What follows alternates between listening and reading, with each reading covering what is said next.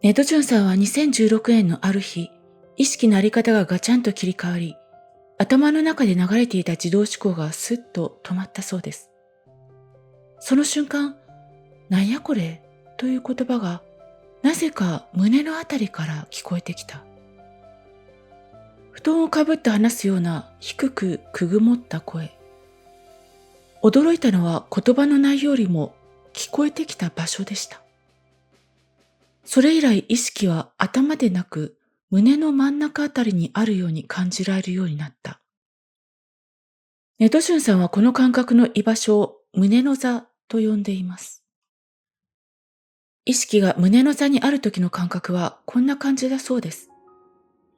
小さい自分が体の方を向いて、胸の真ん中あたりで体の内側を見ている。すでに外の世界を感じている体の内側の神経に目を向けて味わっている。多くの人は私が見ているという意識です。それを目を開けたまま、胸の中心ぐらいの高さの中心の位置に小さい自分をピタッとくっつけて、体の内側を見るようにする。神経が全身に広がっていくイメージを持ちながら、内側をゆっくり味わう。すると、目は開いているけれど、ピントが合わない。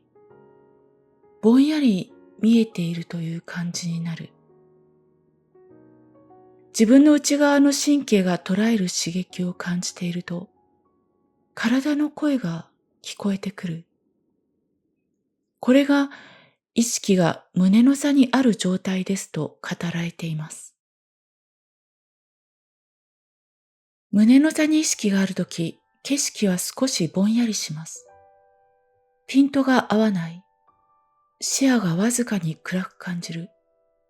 それは胸から体の内側に意識を向けていると、目から景色は勝手に入ってきて、何が見えているのか不明瞭な認知になる。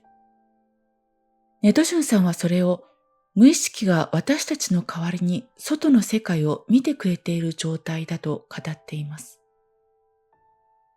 意識して景色を追っていないのにちゃんと見えている。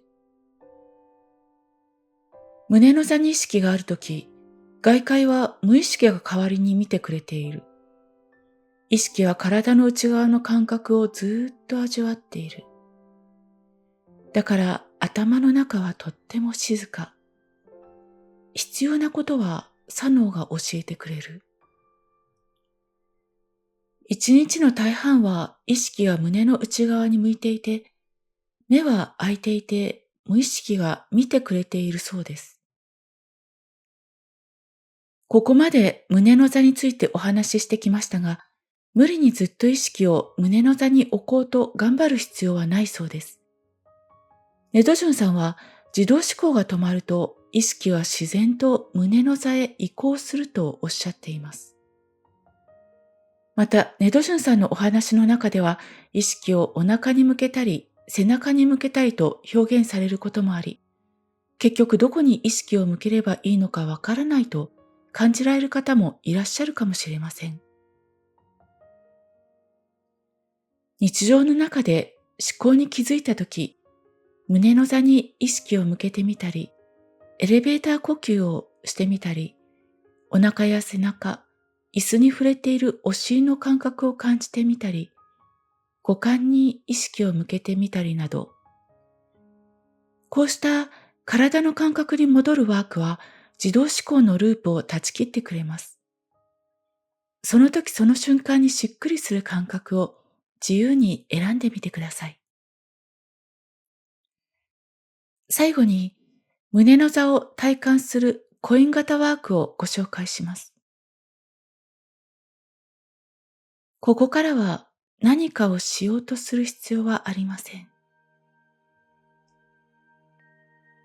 ただ今この瞬間の体の内側に注意が向くかどうか。今、胸の中心あたり、心臓の少し上か少し下か、正解でなくていい場所、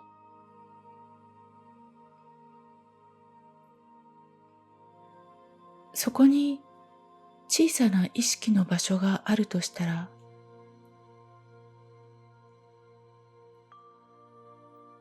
目は開いたままで外を見ようとせず、体の内側を感じている感じ。内側の神経が捉える刺激を感じている。皮膚の内側、骨の奥、呼吸が通る感覚。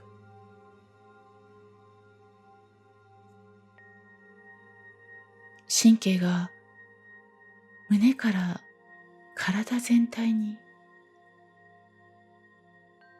じわーっと広がっていくような、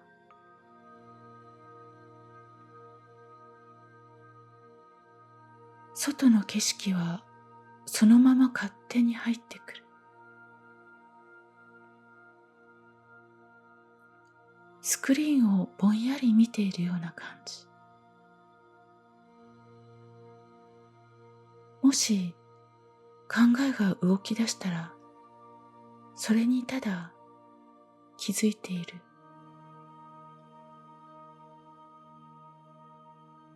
ただ胸の内側の感覚、それだけ。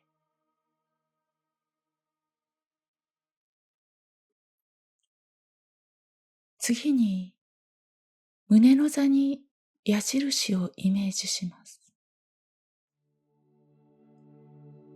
体の内側から外側に向かって矢印があるとイメージします。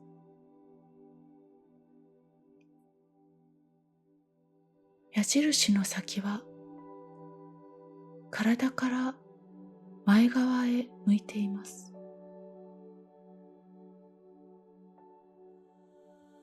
この矢印を意識してぐっと斜め上に向けてみます。この上向きの矢印の意味は、私の人生はどんどん上がっていきます。それにつれて世界も上がっていきます。この矢印の方向に世界が創造されていきます。するとなぜか気分も上がり、すべてがより良くなっていくと感じられるかもしれません。そしてこの矢印に今日体感したいことを書き込むイメージをします。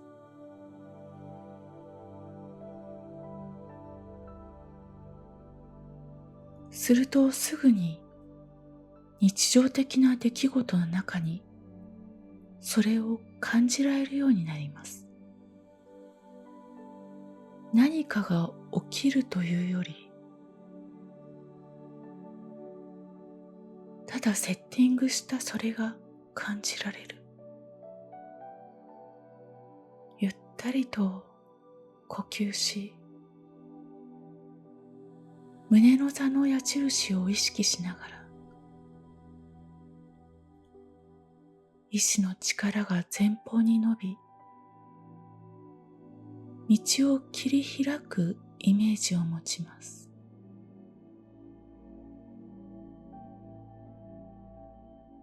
前方から澄んだ未来が自分へ流れてくるのを感じます。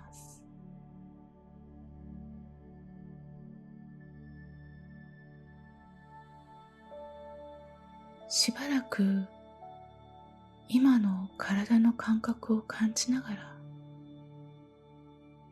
お過ごしください。